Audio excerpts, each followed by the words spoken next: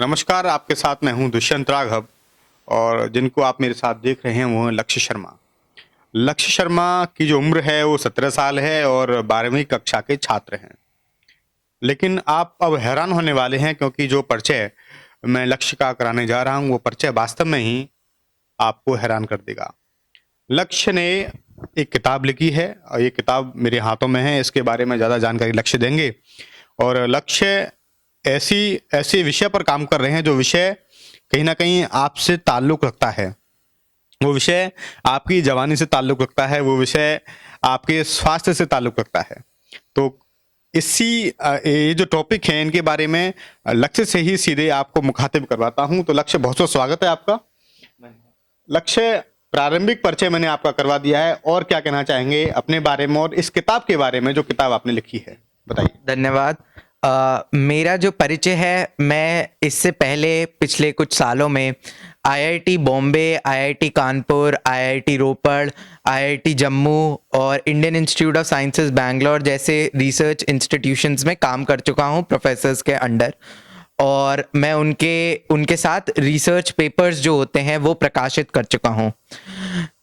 इसके अलावा जो कंपनीज हैं इंडिया में, जैसे सॉल्वे है, बीएसएफ है, इनके आर&डी हेड्स जो होते हैं, रिसर्च एंड डेवलपमेंट हेड्स, जो कि बायोफार्मास्यूटिकल ड्रग्स डेवलपमेंट में होते हैं, इन कंपनियों के आर&डी हेड्स के साथ भी मैं काम कर चुका हूँ।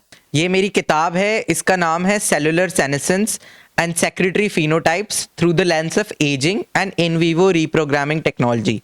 ये जो अभी किताब है ये इंग्लिश में ही है, हिंदी में नहीं है। ये 177 पन्ने की किताब है और इसका दाम 199 रुपये है और ये अमेज़ॉन पे उपलब्ध है।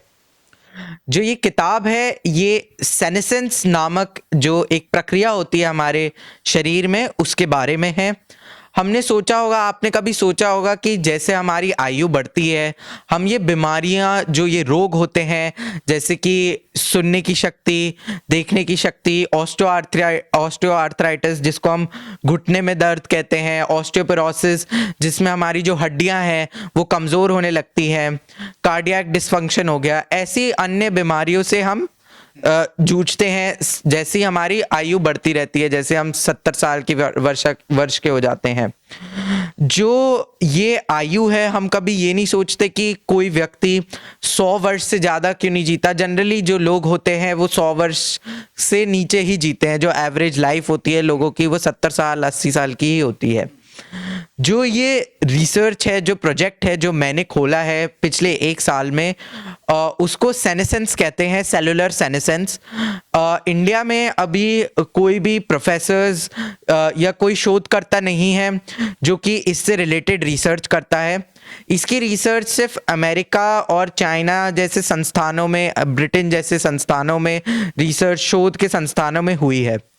जो ये सेनेसेंस होता है, जो हमें बचपन से पता है, जो सेल्स होते हैं हमारी बॉडी में, कोशिकाएं जिन्हें हिंदी में हम कहते हैं, जिन्हें कोशिकाएं कहते हैं, वो बढ़ती कैसे हैं? वो विभाजित होती हैं। जैसे जैसे विभाजित होंगी सेल्स बढ़ते जाएंगे। कम से कम 50 बार विभाजित होने के बाद, which is called 50 divisions English में अगर हम कहेंगे, 50 डिविजन्स होने के बाद ये सेल्स अपना विभाजन रोक देते हैं। जो डिविजन्स हैं वो रोक देते हैं और इन सेल्स को सेनेसेंट सेल्स कहते हैं। ये सेनेसेंट सेल्स ट्यूमर डेवलपमेंट को नहीं होने देते, ट्यूमर नहीं बनने देते, जिससे कैंसर नहीं होता। इसलिए ये सेनेसेंट सेल्स को ट्यूमर सप्रेसिव सेल्स भी कहते हैं और कैंसर इनहिबिटिंग सेल्स भी कहते हैं। अगर कोई सेल डिवाइड नहीं हो सकता तो वो ट्यूमर नहीं फॉर्म होगा, जिससे कैंसर नहीं होगा। जैसे जैसे हमारी उम्र बढ़ती है ये सेनेसेंट सेल्स बढ़ते जाते हैं शरीर में। जो व्यक्ति 70 वर्ष का है उसमें ज़्यादा सेनेसेंट सेल्स होंगे, जो 20 वर्ष का है उसमें कम सेनेसेंट सेल्स होंगे। ये सेनेसेंट सेल्स कुछ पदार्थ, कुछ मॉलिक्यूल्स, कुछ कंपाउंड सेक्रीट करते हैं। इनके सेक्रीशन की वजह से जो टिश्यू एनवायरनमेंट है उसमें इन्फ्लेमेशन हो जाता है। इस इन्फ्लेमेशन के कारण ही जो हमारी, जो मैंने बीमारियां जो मैंने अभी व्यक्त करी थी, ऑस्टियोआर्थराइटिस, कार्डियक डिसफंक्शन, उम्र से रिलेटेड जो बीमारियां होती हैं वो सब हमें होती हैं। 15-20 बीमारियां जो कि अन्य बीमारियां होती हैं, ये जो सेनेसेंट सेल्स द्वारा जो सेक्रेटेड जो कंपाउंड्स होते हैं उसकी वजह से हमें ये बीमारियां होती हैं। जो रिसर्चर्स हैं अमेरिका में और चीन में, उन्होंने अभी पाया है कि अगर ये सेनेसेंट सेल्स को हटा दिया जाए तो ये 15-20 बीमारियों को क्योर करा जा सकता है। इन सेनेसेंट सेल्स को कैसे हटाया जा सकता है? वो हटाया जा सकता है सेनोलिटिक ड्रग्स के द्वारा। सेनोलिटिक ड्रग्स सेनेसेंट सेल्स को हटा देंगी, जिससे ये जो 15-20 बीमारियां हैं वो एक ही बारी में ट्रीट हो सकती हैं, क्योर हो सकती हैं।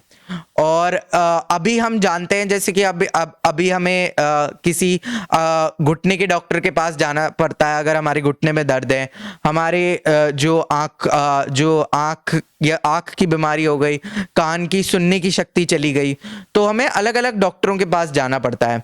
बट अगर ये सेनोलिटिक ड्रग्स जो हैं जो वो बन जाए, तो एक ही ड्रग से इन सारी जो बीमारियां हैं जो 70 वर्षीय 80 वर्षीय व्यक्ति में होती हैं वो क्योर हो जाएंगी। अच्छा, ये हो सकता है। जी जी जी।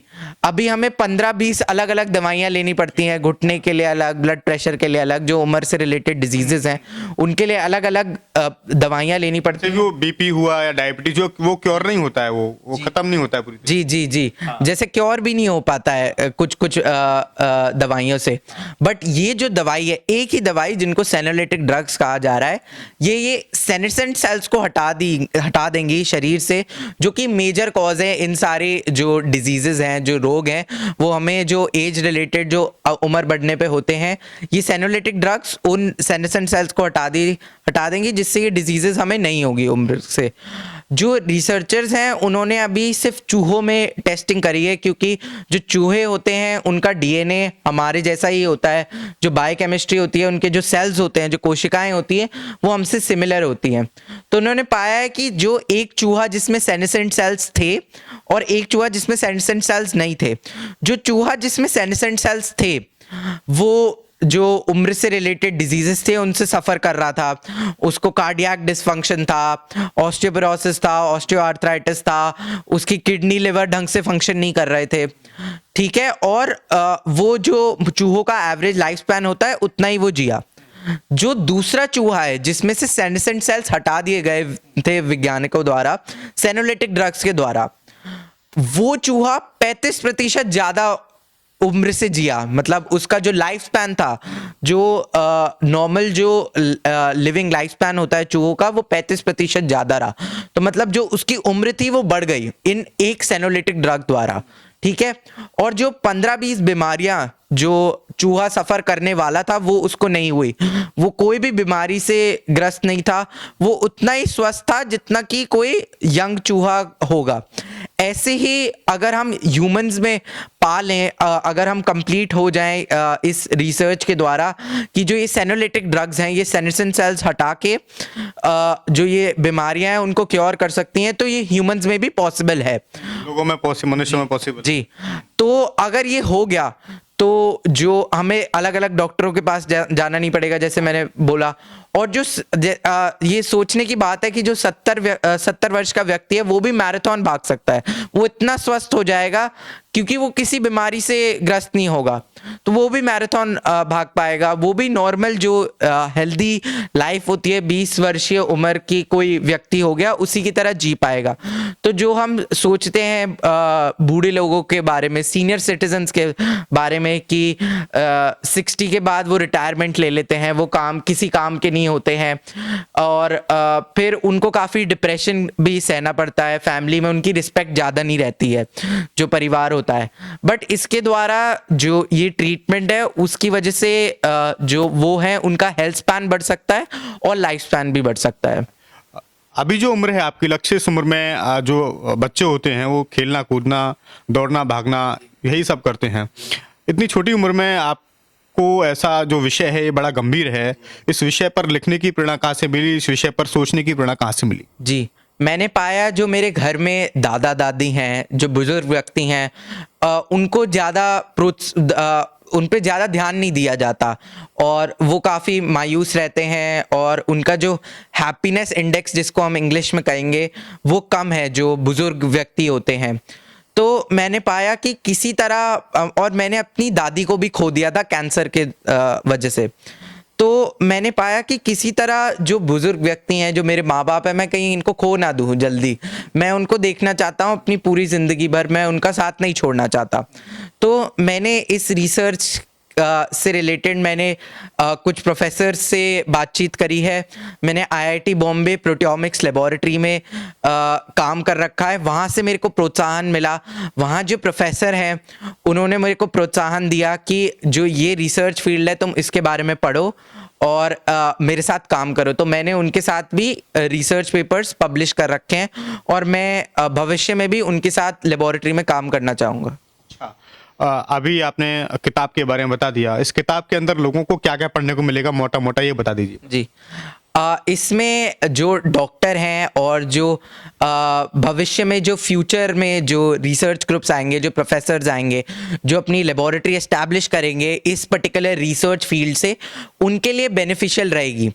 क्योंकि ये एक इंट्रोडक्शन होगी उन लोगों के लिए है कि ये सेनेसेंस होता क्या है। जो पीएचडी स्टूडेंट्स होंगे, जो नए पीएचडी स्टूडेंट्स आएंगे, उनके लिए ये एसेट रहेगी, उनके लिए हेल्प करेगी कि इंट्रोडक्शन करा पाए इस पर्टिकुलर टॉपिक से। दूसरा एस्पेक्ट इसका ये हो जाएगा कि जो फ्यूचर में जो सेनोलिटिक ड्रग्स जिसके बारे में मैं बात करी, वो ये किताब कवर करती है।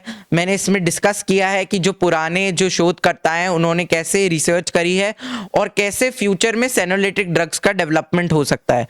तो जो फ्यूचर की जो रिसर्च है उसको कवर करती है और जो पास्ट में भी जो हो रखा है वो भी मैंने इसमें कवर कर रखा है। अभी आपने जो बात कही कि अभी चूहों पे इसका प्रयोग चल रहा है, मनुष्यों पर इसका प्रयोग कब तक हो सकता है, कितने सालों में हो सकता है, इसके बारे में बताइए, और कितना सफल हो सकता है। जी, जो मुझे लगता है काफ़ी सारी बायोटेक कंपनीज जो हम सुनते हैं वो अभी इस्टेब्लिश हो चुकी हैं यूनाइटेड स्टेट्स में, जो इससे रिलेटेड ही रिसर्च कर रही हैं।